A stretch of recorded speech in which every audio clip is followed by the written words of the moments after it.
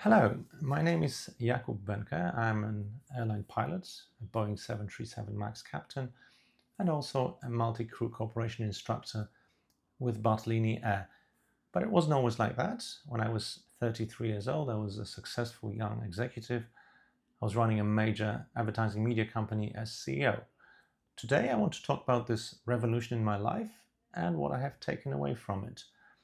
This was originally a speech, a presentation I gave at Pilot Expo in February 2026, but so many people came up to me after the presentation, and the subject of transitioning from a desk job to a pilot job turned out to be so relevant to so many people that I have decided to record it as this video podcast.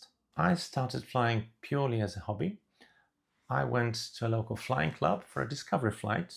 The instructor let me do most of the flying during the flight. He allowed me to taxi.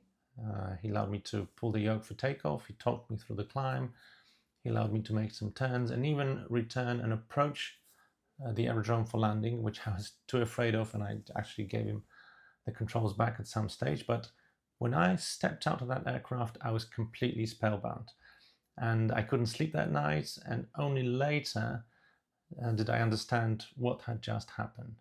I had simply fallen in love. Like with a girl, the same overwhelming feeling, except maybe that this one didn't mind if I forgot an anniversary. I guess some of you share that feeling because flying is a very seductive and attractive partner. And this love is actually essential. You will need it to carry you through the arduous training and maybe some tough times if they come. But no love should be blind, and I'll come back to this later in this presentation. I started my private pilot license training. I did the theory and I was about to start flying. And I imagined my instructor would be a handsome young Top Gun pilot wearing sunglasses, Ray-Bans. But in fact, I was assigned a guy in his 70s with a large mustache and old, sort of rundown corduroy trousers. And I was very disappointed. I even tried to change instructors, but I failed. Nobody wanted to listen to me. And thank goodness I did, because this guy turned out to be a retired factory test pilot with amazing skills and confidence. And because he was so confident in his own skill, he gave me an incredible gift, the freedom to make my own mistakes, which I did enthusiastically. During a navigation exercise, he picked a route that was away from any large cities, roads, railways, or any landmarks that could help me pinpoint my position and get back on track. So when I took a slightly wrong course at the beginning, a few degrees to the right, a few degrees to the east, after the planned flight time had passed, the destination airport was nowhere in sight. Left, right, nothing in sight. And we had no GPS on board. I was completely lost. I had no idea where I was, and the aircraft was still flying. And then the instructor asked me calmly, "So what will you do now?" And that was actually learning and teaching at its best. Apart from the flying, I learned two lessons from him that I still carry with me today. The first one was to let go. In aviation, we actually control shockingly little. The weather, the regulations, the authorities, the technical malfunctions are all beyond our control. So if you try to white knuckle control everything, you will burn out. So your job is to control everything that is within your sphere and let go of the rest. The writer E.M. Forster put it beautifully. We must be willing to let go of the life we have planned so as to have the life that is waiting for us. And it's generally true in life, but it's even more true in aviation. The second lesson was just as important. Follow real skill, not the Instagram image of a pilot.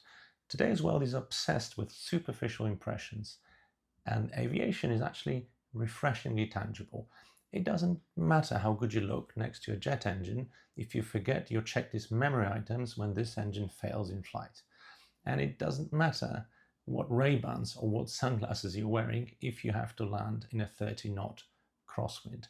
And this actually makes aviation extraordinary in comparison to most of the world. We are tested by physics, by time pressure, by our own limitations, but not by the number of people we have impressed. I completed my training, but I didn't stop at the private pilot license. I wanted more, I went on, and I completed the so-called ATP or Frozen, which allowed me to start working for an airline. And I landed a fantastic job as a business jet pilot and the CEO of a business jet charter company. I did it for 9 years. It was great. I visited, I think, 220 airports on 4 continents, and I became captain, but then suddenly I got fired. The owner of the company got himself a new wife, and she decided she wanted to get rid of most of his key old people. So then I started flying an Airbus A320 as captain for a holiday charter company, but that went bust. So I started flying the Boeing 737, but then the Maxes got grounded after 2 of them crashed and a major design flaw was discovered in the now infamous MCAS system, and suddenly our company had no aircraft to fly. When Boeing's 737 MAX were about to return to service, COVID struck, and the entire industry collapsed almost overnight. There was no flying. I was earning 500 euros a month. A friend captain drove an Uber. Another one worked at the IKEA checkout. And a flight attendant was doing shopping at IKEA, and she spotted him at the checkout and said, "Good evening, Captain." So it was completely surreal and terrifying, if you ask me. So aviation failed me a number of times, and chances are it will fail you too, because it's a very volatile industry, susceptible to every kind of crisis. Economic downturns, natural disasters, wars. Whatever bad happens, aviation gets hit the hardest. Usually, you are also dependent on a much stronger partner, a big airline or a billionaire, and that's simply because the tool you need to do your work is worth at least a few million euros, sometimes hundreds of millions of euros. So being an independent operator like a doctor or a lawyer who opens a small practice is very difficult in aviation. What I've learned is to have a plan B, or a second leg to stand on, if you will.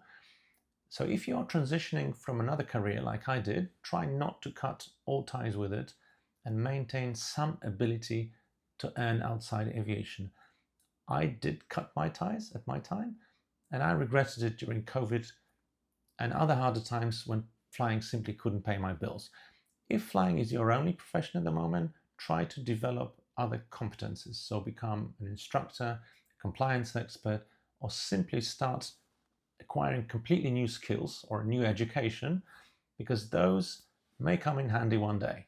When the holiday charter company I flew the A320 for went bust, my wife was 9 months pregnant with our son, and I managed to secure another Airbus captain job with another company, but the aircraft was supposed to be based in Tel Aviv, and this meant either spending 20 days away from home every month or moving my wife with a newborn to a city and country where she would be completely alone.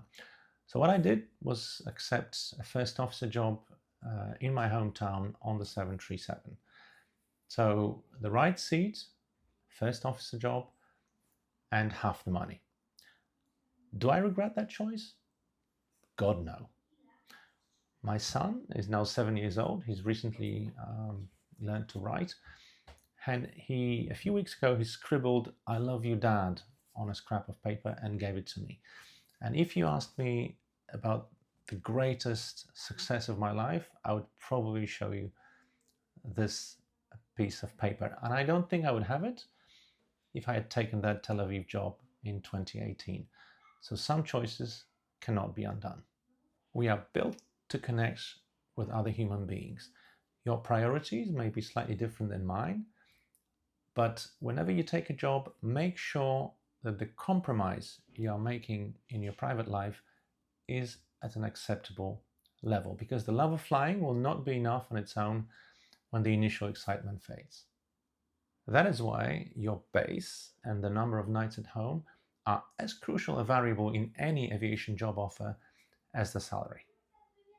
So I ditched my CEO career. I eventually became a Boeing 737 captain in my hometown. I see my family, I fly. Is it any fun after 17 years? Oh, yes, it is.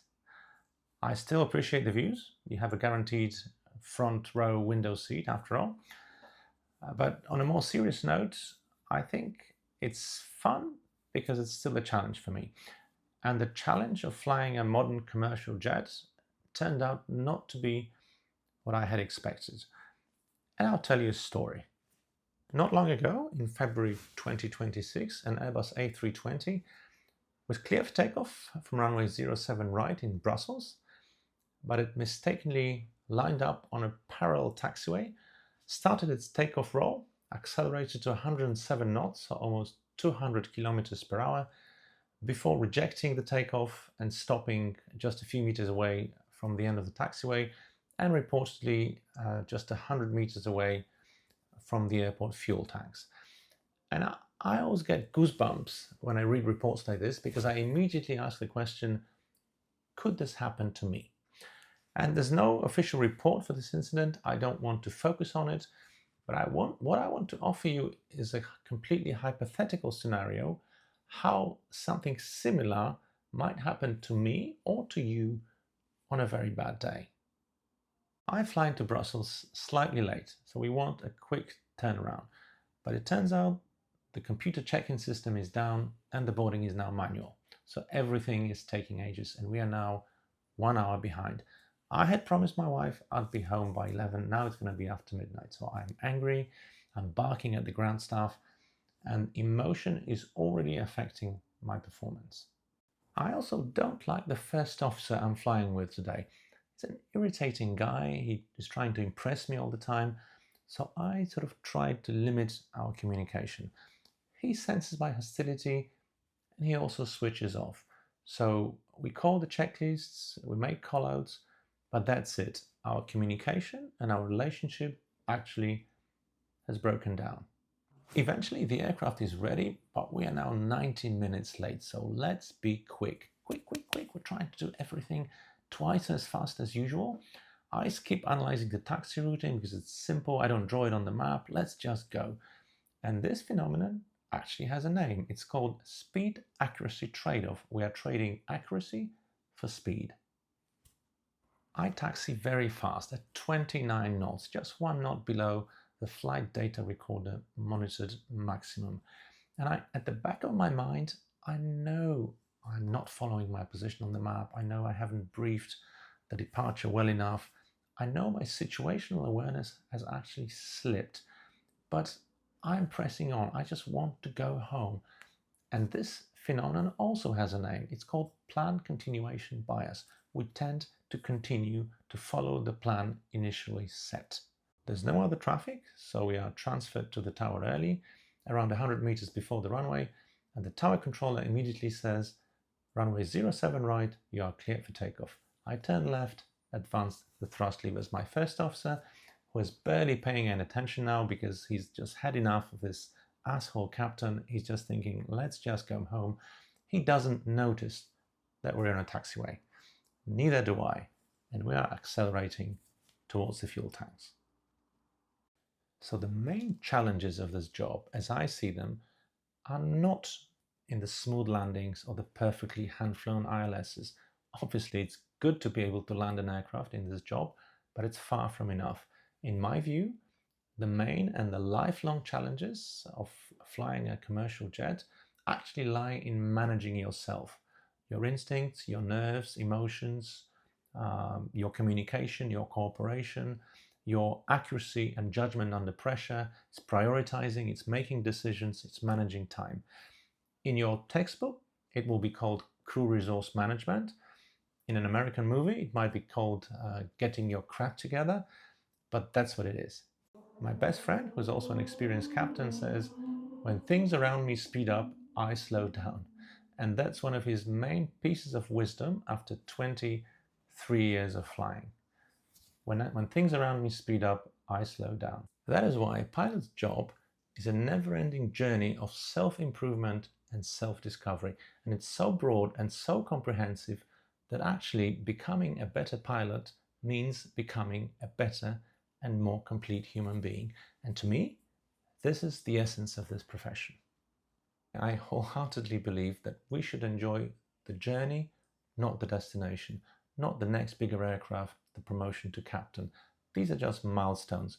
Your real goal and way until retirement is to become a more complete pilot. So to sum it up, I left my CEO job. Do I regret it? No. Did I regret it along the way? Absolutely I did. Aviation has let me down a number of times, and that's why I nurture income sources beyond my flying. It's not easy, but I do. This job also tends to challenge your personal relationships and your quality of life. Your priorities may be slightly different than mine, but it's still worth considering this aspect when you're thinking about a flying job. I still enjoy flying. I enjoy every takeoff, every landing, the roar of the engines, the views. It's great. I also enjoy the mental journey and the growth. Maybe it's because I'm crap in the first place, but I still enjoy getting better at this job. 20 years ago, I fell in love with flying. It's a mature love and hopefully not blind, but I still have it in me. And in the end, doing what you love and spending time with the people you love are probably the greatest luxuries of life. So lucky me.